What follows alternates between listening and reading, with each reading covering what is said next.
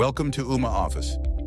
The More Features option in the left-hand menu provides access to a list of all modules you can request access to.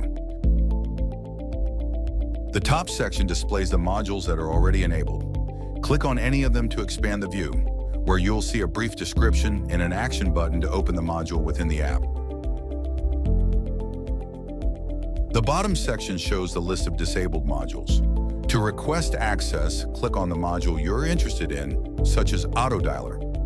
A pop-up window will appear with a description of the selected feature. Then, click the Request Feature button, and your default email client will open with a pre-filled message addressed to the administrator managing your account. After you send the email, the feature will be activated shortly, as long as the request is considered appropriate. You'll get a notification email once the feature has been enabled. Return to the desktop app and relaunch it to see the newly enabled feature appear.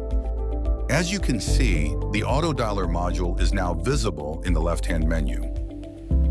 The More Features page also includes a link to download the Ooma Office apps. Scroll down to the bottom section and click Download Ooma Office Apps.